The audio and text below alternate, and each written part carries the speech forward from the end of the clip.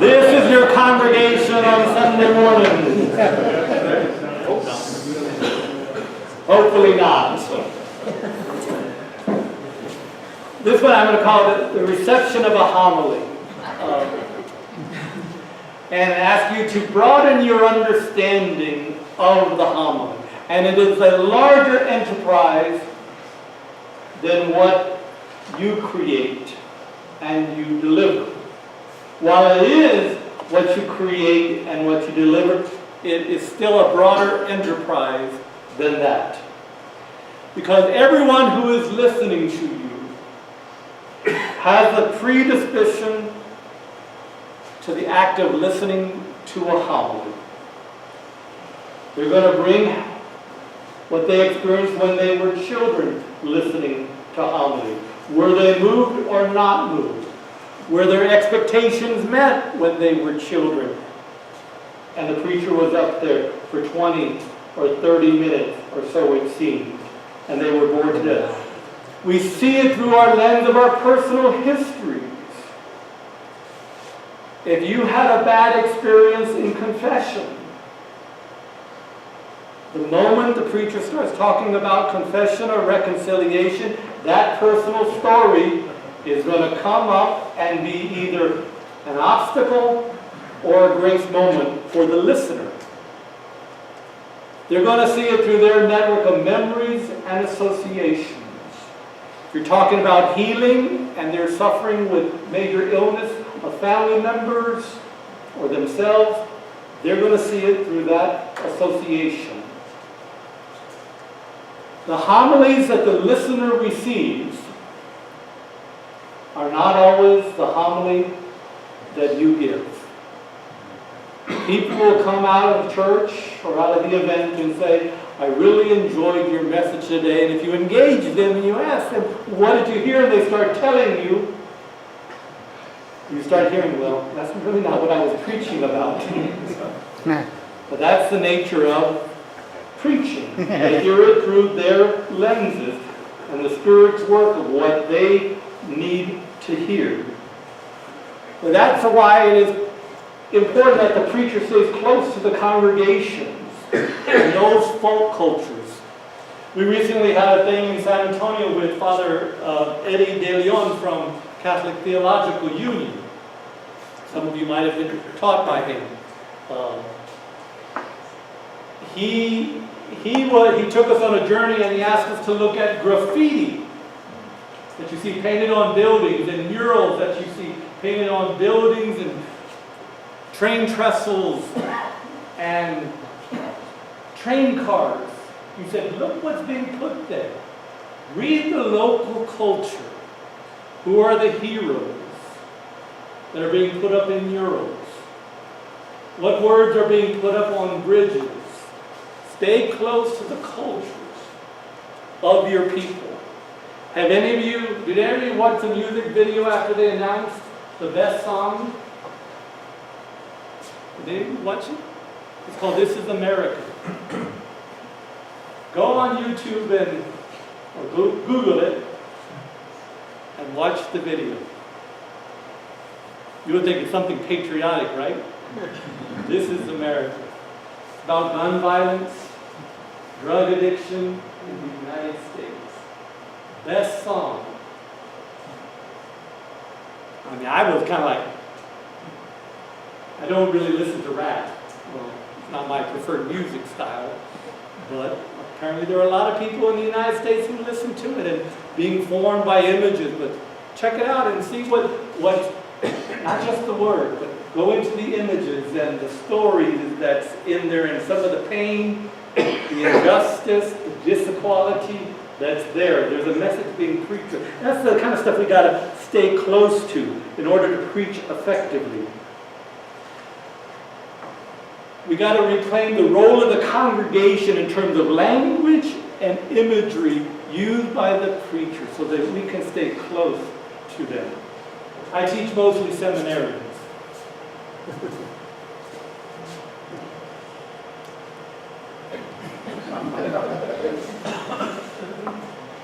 Every week I listen to about 10 of them preach. I'm working my way out of purgatory pretty fast.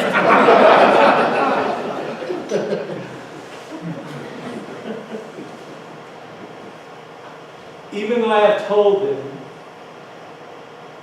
most people don't want to hear about your time in the seminary.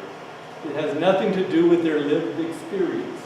They insist on telling you that their prayer life at the seminary, they're going to morning and evening. I said, well, most people don't pray like that. I said, use the images from people's life, okay, from their experience. So you got to know it. Get out of the offices, get out of the rectories, meet them. Ask them what's going on. Ask them where God is at work, how God is present to them in their life, in their relationships, in their children, in their struggles at work. And there's an awareness of the divide that arises when preachers assume a kind of sovereign position. I've got it together. You people are the sinners.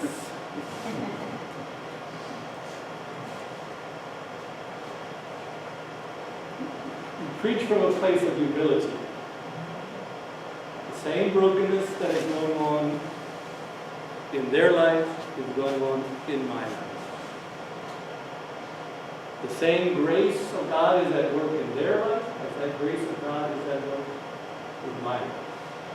There's really no distinction. When preachers come up and think they've got it all together, and I'm going to give you all the answers, what it really turns out to be is moralizing. That's what? Moralizing. And people don't usually respond to that moralizing preacher. In fact, they turn them off. And when a preacher sets themselves on a pedestal so high, when you fall, you're going to fall a long way. When we preach from the base and where people live, when we fail as preachers, or there's brokenness or sinfulness, the fall is not as far.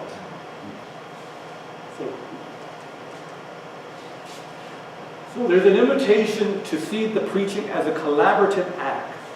Preachers and congregations co-creating the preaching. Because really the homily is still being and moving after the people take it in and listen to it. The grace of the Lord and the animation of the Spirit is at work in their hearing, and as they kind of pull it into their lives and they chew on that Word of God that you've given them, so that they can take it home. You can always know when a good preaching has happened because weeks later and months later they're going to come back and tell you something. Not a nice homily preacher, not a nice homily deacon, because that's just politeness. That really means you probably didn't hit them because they don't know what the hell to say to you. So they say nice homily. Especially when the deacon preaches and they tell me nice homily, I'm like, you weren't even listening, were you? But anyway, they will come back to you one day and say, I'm still chewing on this. You said this and it got me thinking. But this mattered in my life and I've been able to use it somewhere. That's when you know the homily and the Word of God have worked in their lives. And it's really beyond anything you can do. But it does tie into all the work and the preparation you put into it so that they can hear that message. The congregation members are going to mull it over. And they're going to decide whether to believe you or not. And they're going to refine it for their own lives. So that story might not be exactly as it is in my life, but I can make sense of it and carry it into my journey of faith, or into my struggles, into my brokenness. The pastoral theologian Raoul Howe, way back in the 60s, he said there are 3 homilies that are delivered. You got your homily that you wrote as an instrument of faith. You got the listeners as the receivers of the Word of God. Then you got the congregation as a whole. What does he mean by that? The congregation as a whole. Because preaching is a collaborative, communal act. It's not just for the sake of an individual listener. Well, it is that. An individual hears it as a person of faith, as the disciple of Jesus Christ. They do hear it. But when we preach as church, as a community of believers. That usually there is some response that is needed by the church, an action, to become more justice-oriented, to become more a sign of God's presence. Something is being asked of the congregation that the congregation has to buy into. And if it only just remains an individual thing, it's failing. But it is really a shaping of a community of faith and a living of discipleship in a community of faith that becomes important as the final meaning that is made. So we need to connect with the worlds of purpose and significance that lie within the listeners. Illness, guilt, shame, victimization, whatever it might be, despair.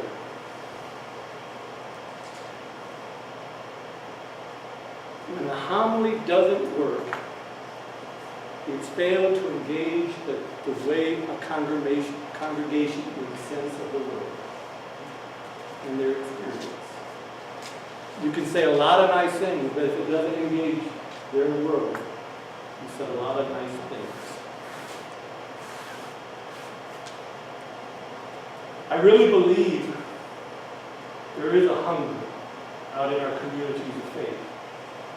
They're looking for prophets who can say something meaningful to their deep-seated questions.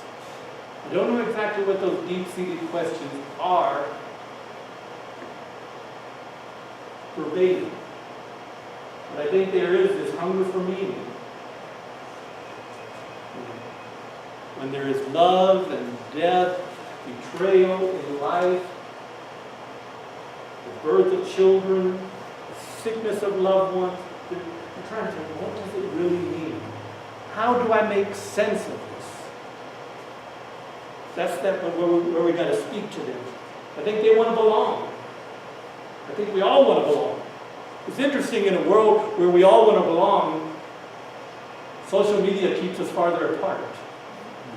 We tweet and twixt at each other. It's not, we can create a community virtually, but yet we can't relate to the people who are sitting right in front of us. Because we can create false egos or false self on the internet. And when you're dealing with me here, I'm just kind of see who I am. So I think there's a hunger for that belonging. You got to try to hear it and name it, so people can live their faith. So this is kind of the three homilies, the preacher's homilies. And there are barriers to that. As you start thinking out how these three homilies interrelate. Both of them, the first one, the preacher's homily, and the listener's homily, number 2, both have to be the church of God, community of faith, to be a sign of Christ's presence in the world. This is why I think Sunday preaching is so important for our communities of faith, because it is the one time that the community comes together. In fact, we obligate them to come together, even though I hate that word, that you're obligated to come to an act of faith. So we should want to come, not be obligated to be there. That's why I think the preaching at that moment needs to be the best preaching we can give them, because it forms them as the body of Christ. It animates them as the body of Christ. It moves them into mission as the body of Christ. Those two hearings, the preacher's homily that we write and the individual's homily, always need to serve the church. And that's all of us kind of working it out to get to that, what's the church's homily? But we got to ask ourselves, those things at the top and bottom, or the surface barriers, the language. We kind of already spoken about that. The language we use can be a barrier to people hearing. If you find yourself up there saying soteriology, get a dictionary. Because the people of God are going to sit there going like, what the hell is soteriology? And your attempts to explain it are probably not going to work. So you got to figure out, how do you take soteriology and make it real? In language and story and example for this. Even if you find yourself start saying incarnationism too much, check your language because it becomes a barrier. The images you use. Are you using images that they can relate to? If you want to call people to service or invite them into Christian service, don't hold up to them Mother Teresa of Calcutta. Because the people of God to whom you're speaking don't live in Calcutta. And she's easy pickings. She's too good of an example. But you got to use images that come from their life. So look at Salt Lake City and say, who are the people who model Christian service in this neck of the woods, or on that side of the mountain? I don't know exactly where you live. I think some of you live on the other side of the mountain. You got to say, who's doing that? How do we hold up those stories? Because if we only hold up Mother Teresa or John Paul, we defeat them. Because they're going to say, I can never do that. But when they see flesh and blood and say, this woman and this man reflect what it is to be the sacrament of love, and you tell the story of them with graphic detail. Not that graphic, but enough detail. You give people an image for them of what it really is. It's also your image up there when you're preaching. If you're preaching about Christian joy and you sound like this, and you look like this, they're not going to buy it. You've got something to sell. Christian joy is Christian joy, and it better set you on fire and at least animate you and spur you somehow. I was in Hawaii 1 week for Easter Sunday. I don't know how I got there, but I was there, and so I went to the local parish. And I was thinking, oh God, they're going to do some wonderful things. It's Easter Sunday, we're celebrating resurrection, that we're going to have food, bringing in the gospel, and I was like, and all these possibilities. There was no music. The preacher got up, and this was his tone of voice. This is the happiest day of the year. I looked up and said, yeah, and they took Jesus, they put him back in the tomb, and they rolled back the stone. There was no music. And then the preacher made fun of the Protestants who were on the beach for the sunrise service. And because we had the true faith, I kept saying, well, if this is the true faith, I want to go to the beach. So everything the preacher did that day just took the message in. So, cognitive development. Think about how children, young adults, early, 16, 18-year-olds, how they're going to hear this homily. One of the critiques is that we offer nothing for the group between probably 15 to 35. That they're a left-out group in Christian preaching. We gear it for kids, and we gear it for the old folks. So the young crowd is searching and left out, and they will search, they'll go far and wide. In Houston, they have Lakewood Church, full of Roman Catholics. I'm from that area. They go there for the preaching. Then they go to Immaculada Concepción Maria for communion. So they like the preaching. Well, Joel Osteen is a fine storyteller. I don't agree with everything he says, but he's a good storyteller. So, think about where people are and what they're going to hear. Then there are deeper barriers. These are those things that can impact how a church hears a homily. What we've got to think about is that when we approach a homily, that the people of God got to know this. You know, there are too many bad people, and we've got to tell them how to raise their kids. That can become a barrier, a deep barrier, to how people hear the homily. The history. I mean, here's one that comes into play. This I have in my own family. My niece got married. He married actually a Catholic kid who's never been baptized. So he's a pagan. Technically he's a pagan. He's not baptized. But he was raised Catholic, but it all went back to a fight that the parents had with the pastor. And so we had to kind of work through this whole history that people carry around with them. And sometimes rightfully carry around with them, sometimes wrongly so, to break through any hearing that could do. I tell my niece she's married a pagan.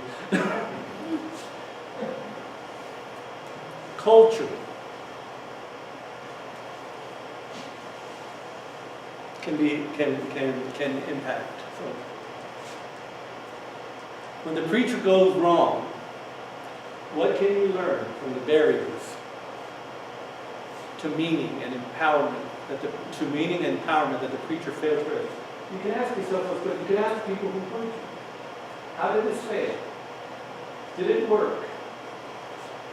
If you can get the evaluation from your listeners more than this great preaching, and really have to know what did it mean for you?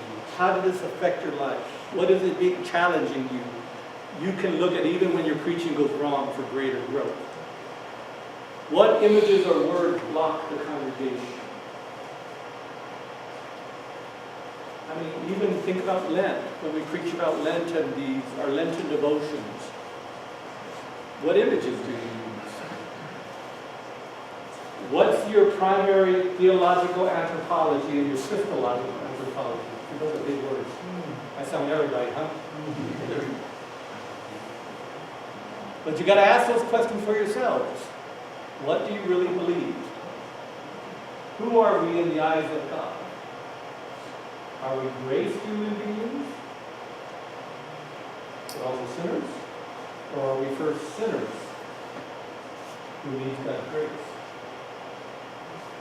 One of the things you have to struggle with to look at the blocks the congregation is going to have.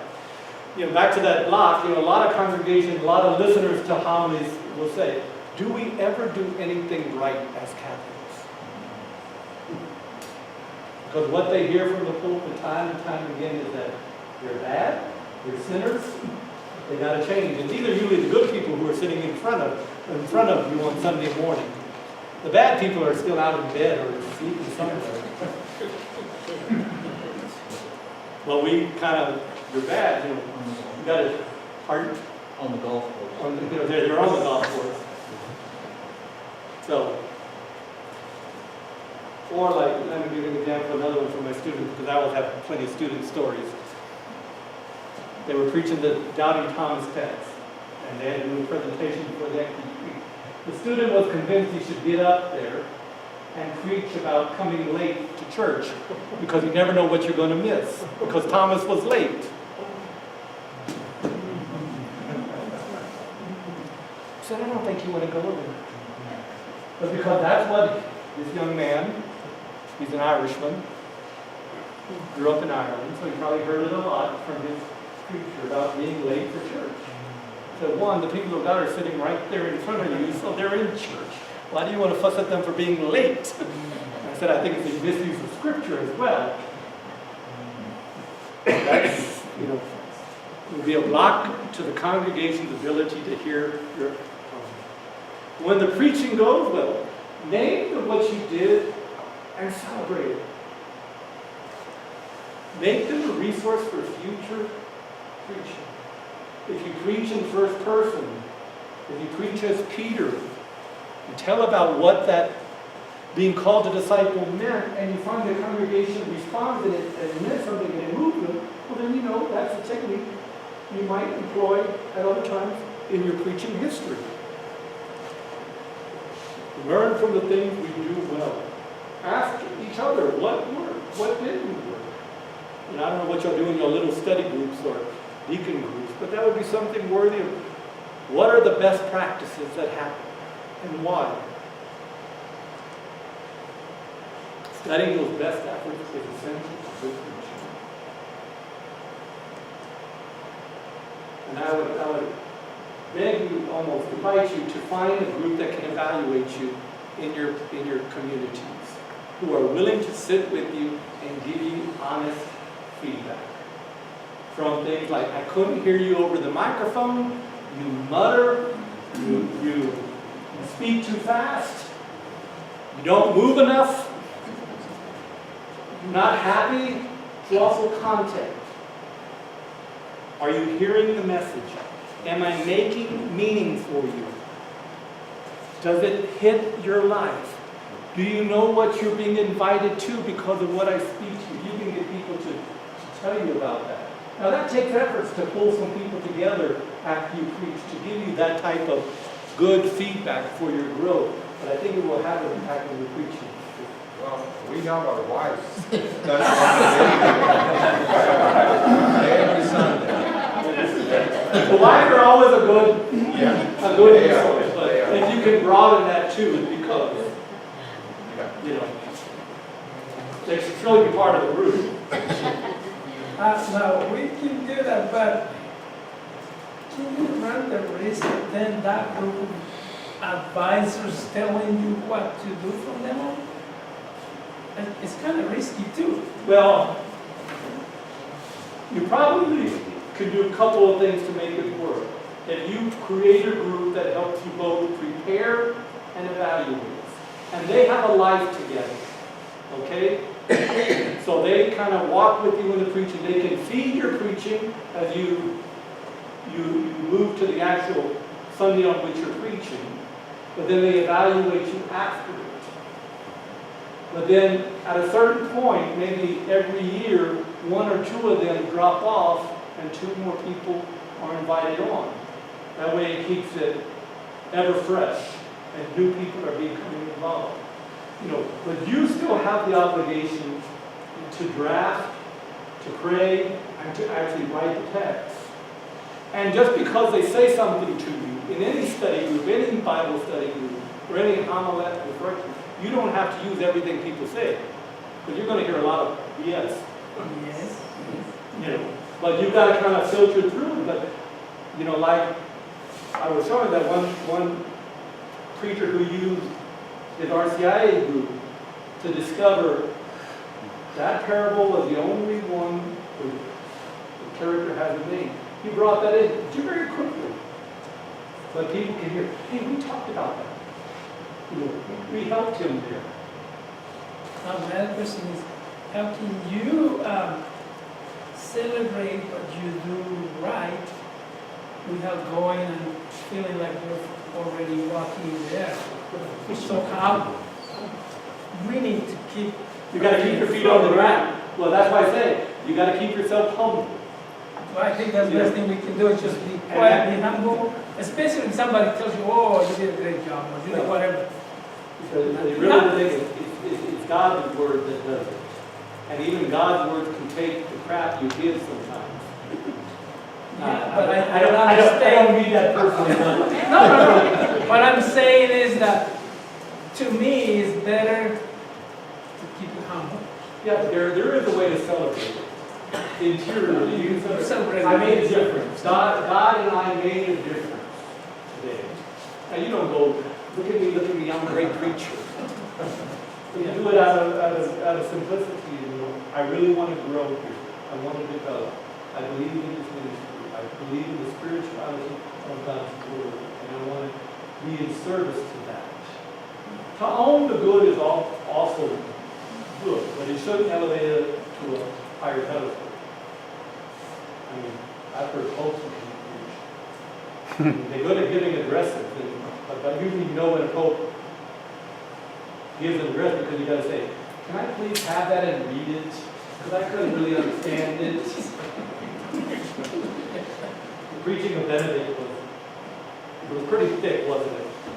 I mean, he gave some great But you really had to go down and download it and read it, say, oh, that's what he was saying.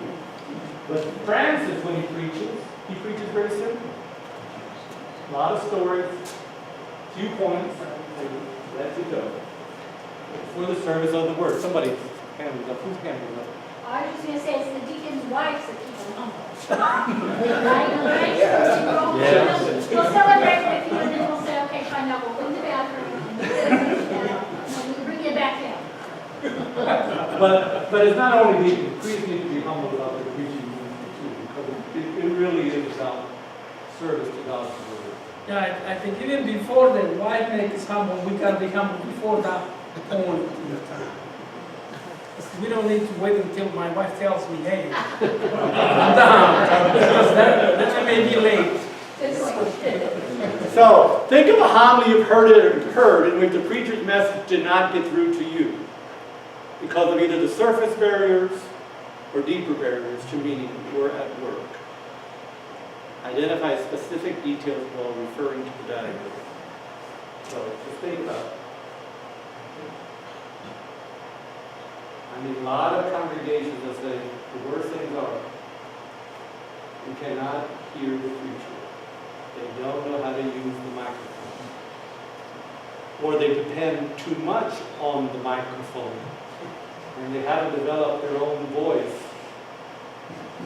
to preach well. That was one thing that I think that everybody should know is when you're preaching, you need to project because you are trying to get them a message. You can't depend on the microphone. Cannot. And I mean, even now with all the technology, it's going to fail you at some time. The battery's going to go out or something, and you've got to have enough voice to at least be heard. The old preachers in the old cathedrals, they did it without microphones, but they were trained that way to be public speakers. They also had those, if you notice in the old churches, they had that kind of thing above the pulpit, the soundboard. That was used to help project sound. But we've done away with a lot of that. But we still have to learn how to project. And when we preach, we normally preach slower than when I talk to you in person. When I talk to people, we talk back. We go on and we drop word. But when you preach slower.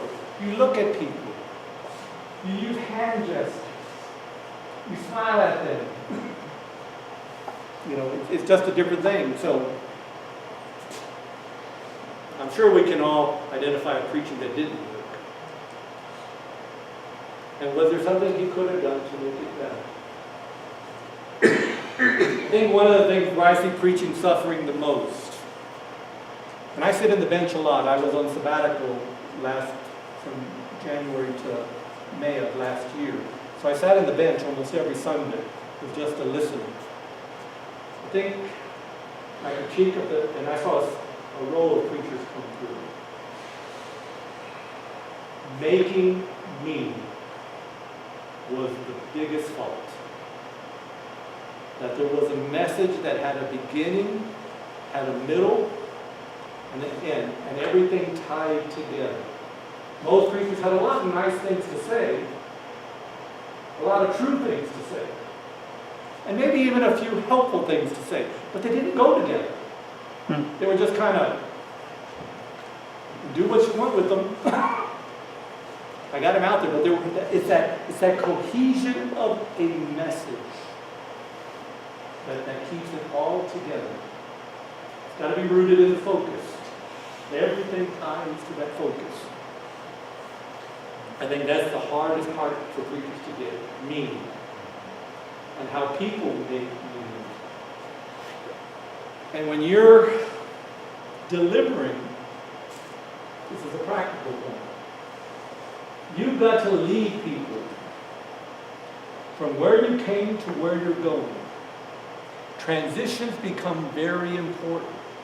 Because without those transitions and the stitching together of ideas and teaching and images, it just becomes a bunch of a smorgasbord that's out there. But those transitions, how do we get from introduction to the first piece of the homily, to the second piece of the homily, transitions are critical to get you. So, when you start a homily, do you look for, when you go through the whole process, are you looking for the pearl?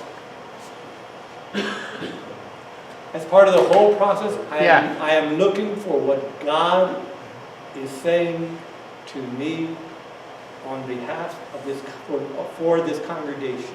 That's what I'm listening to. Out of that is going to come the pearl, the theme, the foundation of the homily. That's what I'm listening for. And it shifts. I mean, usually my first inclination, I have to let go of it. Even though sometimes I want to hold on to it. I got to have that gentleness of heart to let go of what I first think I'm going to preach. And to kind of keep letting it work. Because the first thing I hear might be changed by the study.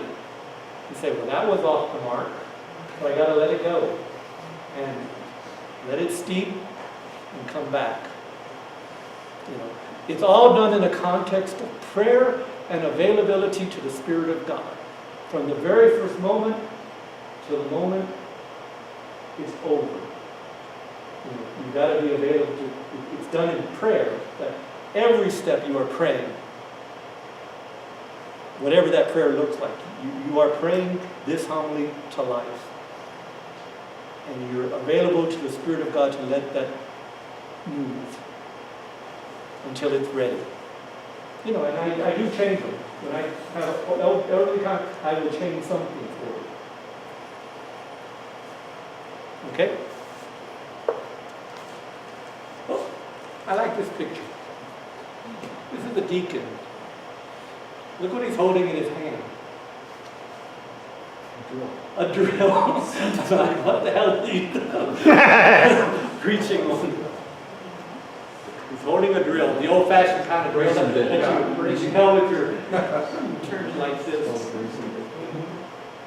Maybe how the Word of God drills down into us.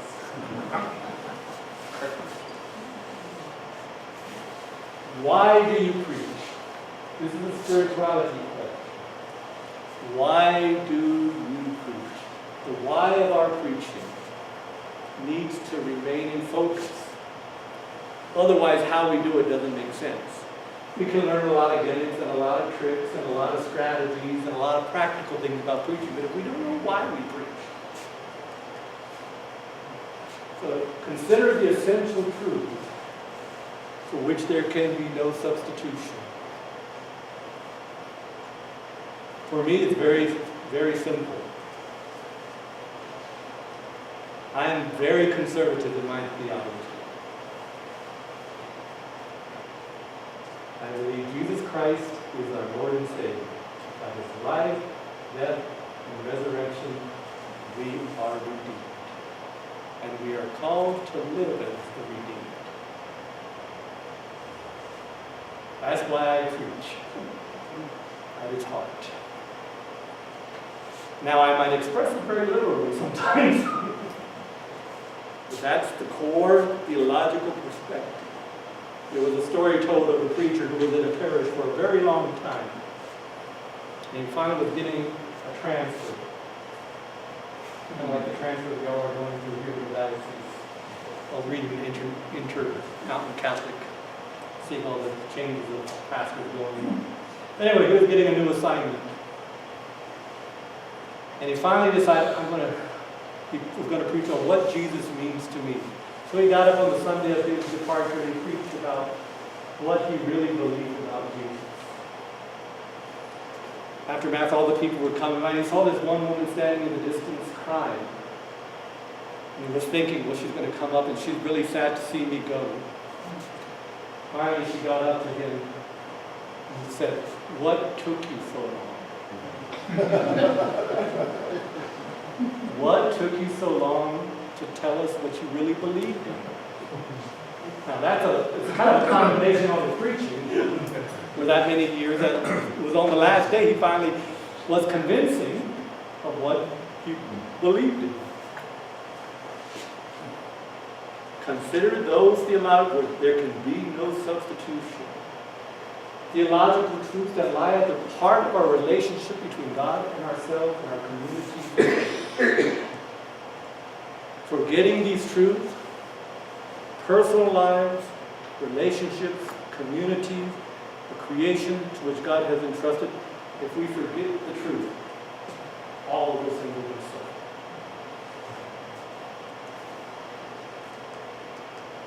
Here's one preacher's fundamental theological truths. Basic to the Christian belief system is the understanding that God is absolute, as holy, that God is present, participating and aware of the details of all creation, history, human endeavor, and who can and does intervene on our behalf in the affairs of the world. It is also based to our faith that human nature can be renewed. We can be born again and become new creatures. This ain't what's there for people who are broken by sin, convicts and criminals, people who feel out of the church. Wow, we can't be renewed. The conviction that the human family can be a community of faith, a genuine community, even though sometimes it seems dismal and remote. And just look at our world today and our communities. Don't you just get this sense that we're just pulling apart at times? But yet, if our conviction of faith is that we can be church, we can be a community of faith. God has called us to be that. I mean, that God, in God's own Trinitarian life, models that for us, that we can do it. That our earthbound condition, our mundaneness, call it sinfulness, is given meaning and purpose by the dimension of eternity that is ever-present, potential in our midst. Immortality begins now. Eternity flows in the midst of time. And this is the already but not yet reign of God. Listen to how most Catholics think at times. Salvation's coming down there somewhere. The reign of God is coming somewhere way over there. Without realizing it's already here. We live in the reign of God. Not yet. But it's here. When you believe that, you choose to live differently. Fred Craddock, who was a great Protestant preacher, if you ever get to read any of his works or his homilies, you might want to look at them, urges us to treat theological subjects that matter and don't deal with the truth. Homilies err not on the issue of truth, but on the question of what is said if it really matters to people. At the top of every page of your homily, or every page of your preparation process, put these words, so what? So what? If it doesn't answer that question, doesn't fuel that question, respond to that question, let it go. Preach about the larger agenda: creation, evil, grace, covenant, forgiveness, judgment, suffering, care for the earth, all God's creatures, justice, love, reconciliation of the world to God. Theology asks, what's the vision before you? Are there words, deeds, and relationships by which we can move towards that vision? And how does God look at us in our stumbling, our failure to embrace the vision? We preach not only to share great things of our faith with our listeners and to keep preaching, focus on that which is the core of our faith. We give testimony to the beliefs that are within you.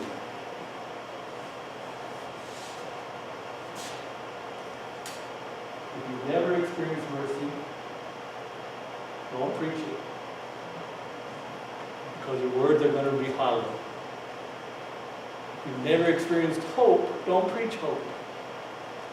And if you've never experienced love, don't preach about love. It's not going to ring true. But if you have experienced those things, and preaching them with gusto, vim, and vigor, One of my experiences of God love was when I tested God. There was a student, because I grew up in a very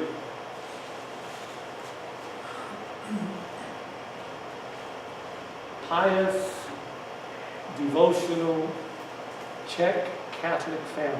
I mean, we used to have some interesting things. Sprinkling the bed before we went to sleep, the holy water, and all these things in it.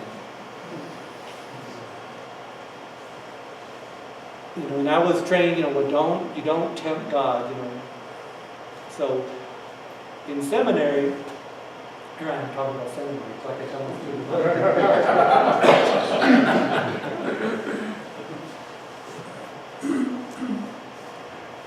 In the first public speaking class we had, we were taught by a Presbyterian minister. And the assignment was we had to go do public proclamation in his church, where he was the minister. So he gave us the assigned text, and I was partnered with a conventual Franciscan, and we started to realize, oh my God, it's on Sunday morning. So we had a moment of crisis of faith, because it was like, what does it mean we're going to go to their worship, be there for an hour and a half, pray with this community? And do you think God's really going to punish me if I don't go to Catholic Mass? Or do I got to go to both? I got to go to the Presbyterian service, then to fulfill the law and the obligation, go to Catholic Mass. So the Franciscan and I had met a torturous discussion about breaking with the church request. We finally decided, no, out of respect for the other denomination, that we were really going to worship with them that Sunday morning. So we went and we worshiped for the hour and a half. We didn't go to Mass, and I kept waiting for that lightning bolt to come. But it really became a teaching about God's love. I still believe in Sunday the Eucharist. But I also know that the one-off, God's probably not going to punish me. And if he does, I probably don't want to believe in that God anymore. But it really became a kind of a jump into a different impression of God that caused me to step beyond that kind of pious, devotional, fundamentalistic, obligation-centered way of living to a bigger experience of God. We preach to remind listeners of forgotten truths that are essential for our spiritual life. They are essential for the congregation. These are those things that motivate our preaching. So, what are your fundamental truths? The world we're not about,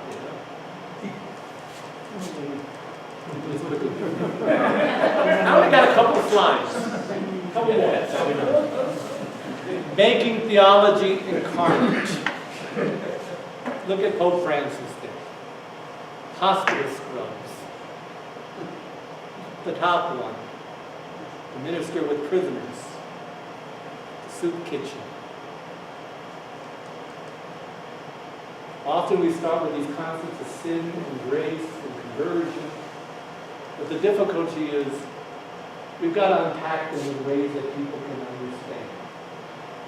How do we take these concepts and make them real? What does sin taste like and feel like, smell like? This is a difficult step. Or where it results in our preaching is we make these pious cliches. We got to open ourselves to grace. What does that mean? Open ourselves to grace. What does it look like? How do you experience it? Just don't give a pious poo-poo. Articulate it. Draw people images of what it might be.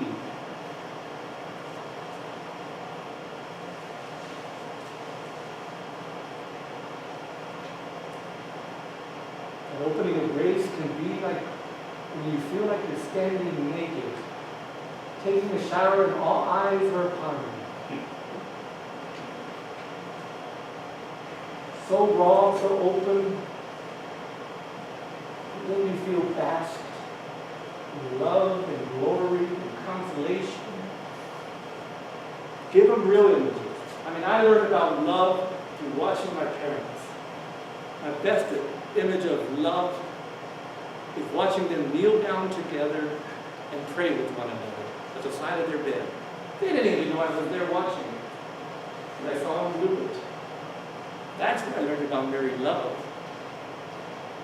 Two people who could fight like cats and dogs, who had some harsh words at times, and yet every night they knelt down at the side of their bed and prayed together. Those kind of images teach people and show people what love is, what healing is, what the humanness of life is really like. Help define those terms. And even today's listeners didn't grow up the way I grew up, or the way most of us probably grew up. They're growing up with that video, "This is America, watch it." They're growing up with tweets and Instagram. And even some of the priests who are coming to serve you, watch out, because they didn't grow up with the concept we grew up with.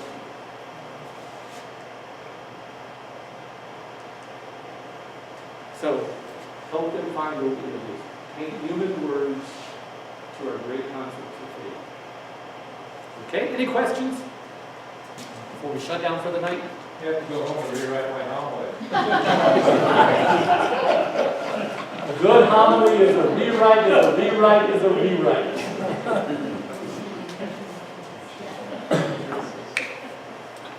Final thoughts? All right, go with God then.